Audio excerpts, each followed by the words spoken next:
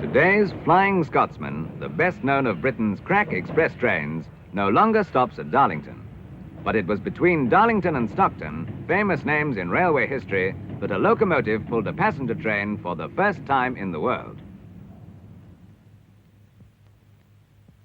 In 1825, amid a cloud of smoke and steam, it trundled through Darlington into an excited English countryside. Behind it, a man with an equally famous name, George Stephenson. And this was his locomotive, Locomotion Number 1, that pulled the train that started a new era of travel. Only a few miles from Darlington to Stockton, but a journey that was to alter man's whole tempo of living.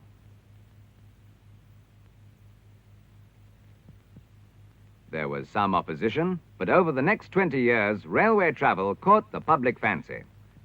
New lines pushed out into rural England, bringing the towns ever closer together. Stephenson's famous rocket at the Rainhill trials in 1829 proved conclusively that the steam locomotive had come to stay. Parallel with the progress of railway expansion is the history of engine power and speed. The Hardwicke in 1895, in a race from London to Aberdeen, covered 140 miles at an average speed of 67 miles an hour. In 1904, the city of Truro traveled at 102 miles an hour. Today, maintained with loving care, she runs excursions for railway enthusiasts.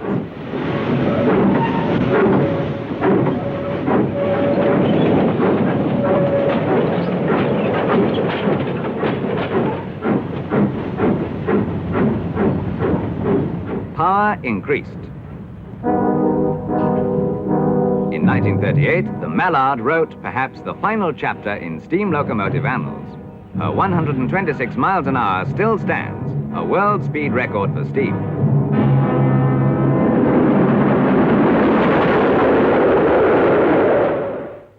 From very early on, British steam locomotive pioneers sent many countries their first iron horses, helping to link far-distant peoples and to develop the arteries of trade.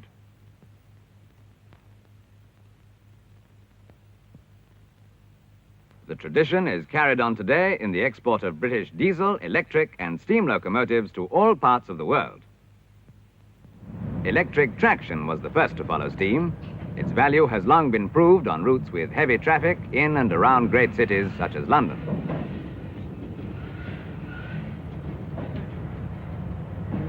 "70 years' experience in electrifying railways already lie behind the services running today in Britain. The industrial north was the first to have a trunk route handling all traffic electrically. Taking their power from an overhead DC system, these powerful electric locomotives operate between Manchester, Sheffield, and Watt.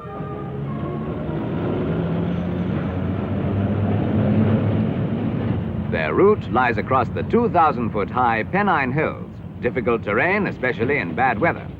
Electric locomotives enable a large quantity of heavy coal traffic to be hauled easily and speedily over this arduous route.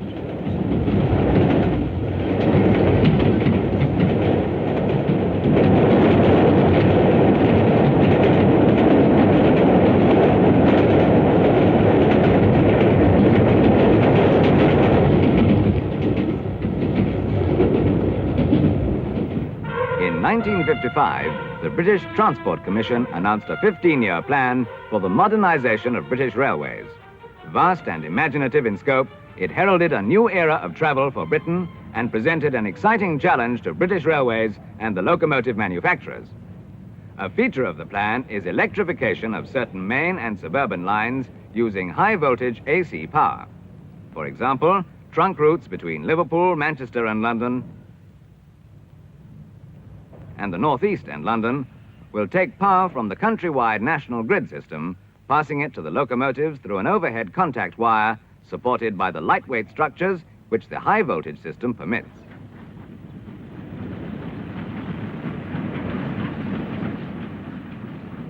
Another feature is the introduction of diesel traction on the remaining routes. Of the 2,500 diesel locomotives called for, many are already in service, different types for different purposes. The 2,000 horsepower diesel electric for express journeys from London to the north. The 800 horsepower diesel electric for heavy freight. The 1,200 horsepower diesel, here operated in multiple with one driving crew. The 1,250 horsepower diesel electric designed for mixed traffic. The 2,000 horsepower diesel hydraulic for express services to the southwest.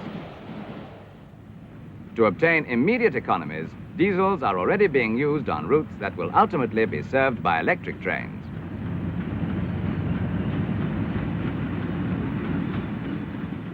For the passenger feeder lines to the trunk routes and where suburban electrification is not warranted, diesel multiple unit trains have been selected.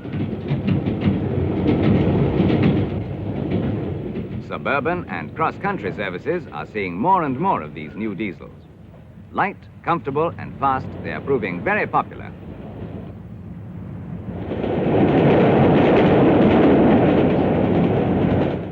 The new generation of train spotters is growing up with diesel and electric trains. During their lifetime, a changeover will take place as revolutionary as that from horse to steam, an evolution from steam to electric and diesel power.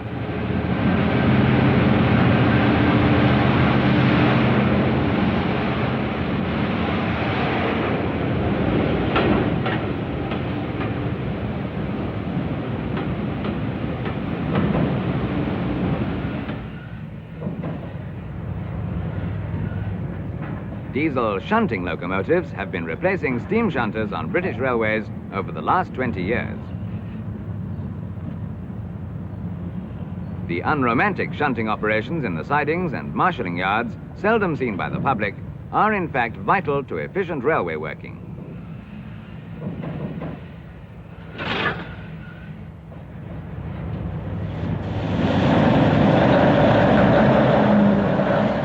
Diesel locomotives can be divided into 3 different classes according to their transmission systems.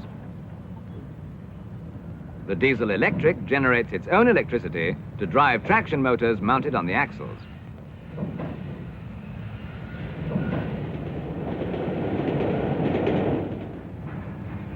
The diesel hydraulic uses fluid in a torque converter in much the same way that steam is used in a steam turbine to convey the engine's power either directly to the wheels or through a gearbox.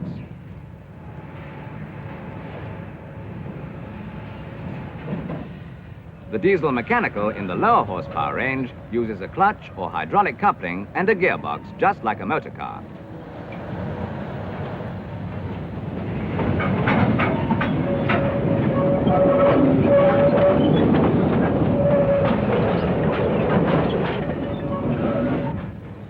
More and more industries in Britain and overseas are turning to the British diesel shunter to save on the cost of their internal transport.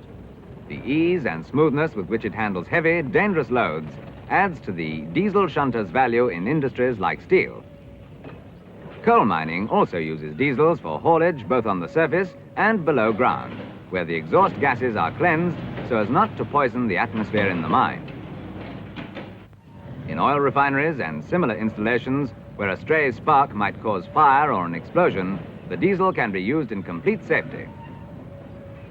Careful attention given to the design and maintenance of flame-proof equipment ensures that British diesel locomotives are the safest in the world.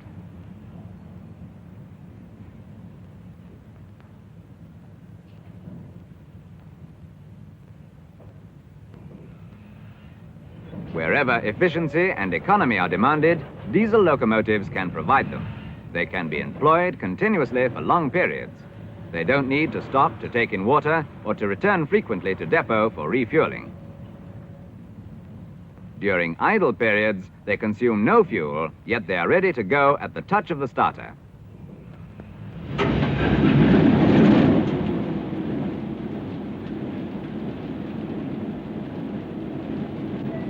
It's a one-man job. No fireman is needed. And there is virtually no smoke.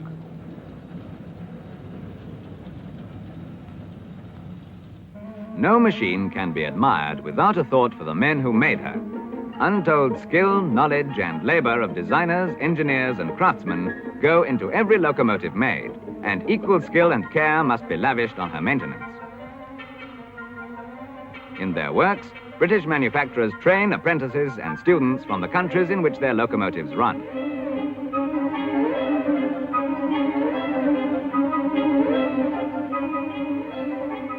The British Railways modernization plan has provided a shop window and a proving ground for the country's diesel and electric locomotives. Before an engine is sent abroad, further stringent tests are carried out in the industry's research establishments. For while one engine must be able to operate in the heat of countries like Africa or India, another must be tested for the extreme cold of a Scandinavian winter. The conditions which can be created in this refrigeration chamber are far more exacting than any the engines will come across in service.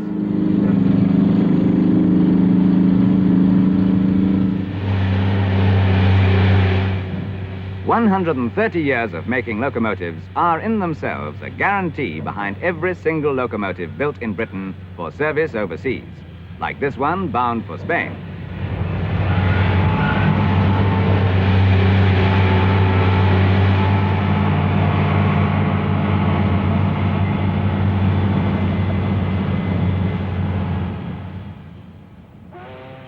Another electric locomotive, its destination, South Africa.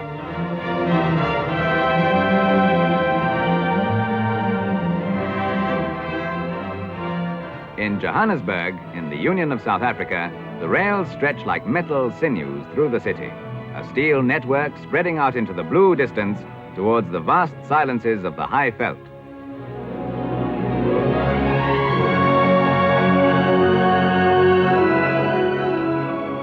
Here there is plentiful cheap coal, so electricity from coal-fed power stations is used.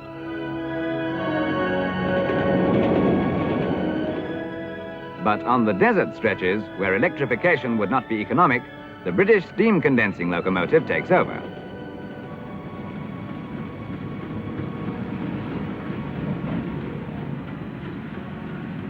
Here, the lack of water precludes the use of the conventional steam locomotive. But by condensing its exhaust steam in a special tender, this one can use the same water over and over again.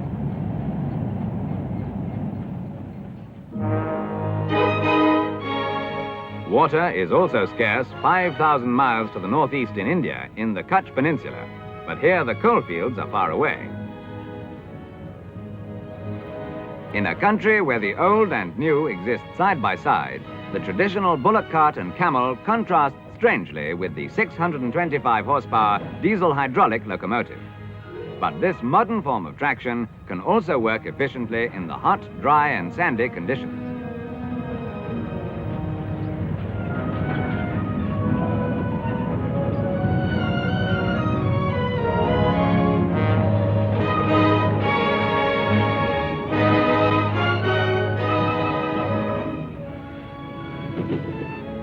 The climate in the cities of India may be different from that of London, but the advantages of railway electrification are the same. It is clean, flexible, and unsurpassed for high-density passenger traffic.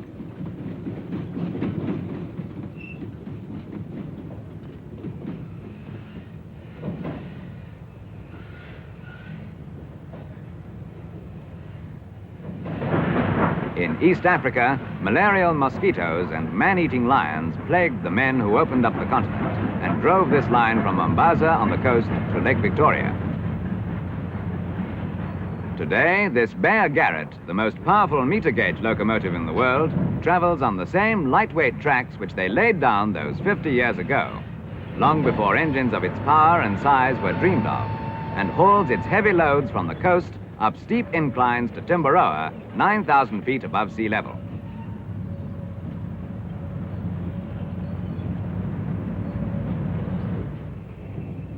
Wherever locomotives are required in any continent, the same pattern can be seen. The pattern of British locomotives tailored to suit particular requirements. Britain buys food and raw materials from many countries and in return exports capital equipment like locomotives. Such a partnership is seen in Australia.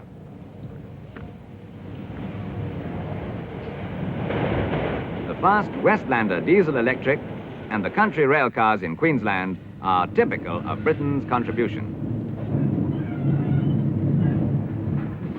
British-built locomotives in New South Wales. These may well be hauling goods destined to go to Britain in return.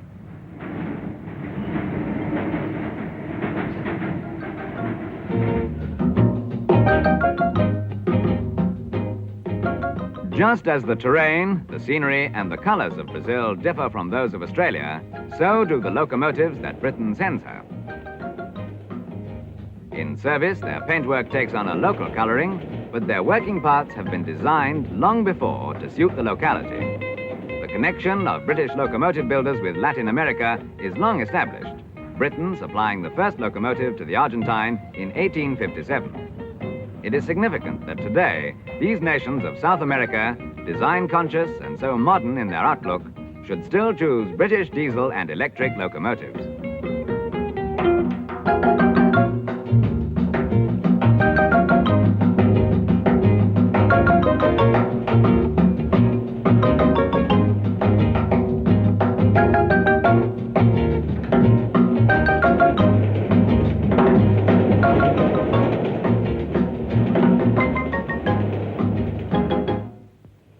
The British locomotive industry is maintaining the lead given it by its pioneers.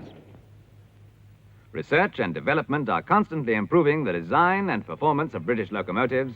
Individually adapted or produced in quantity, they can be suited for any haulage job.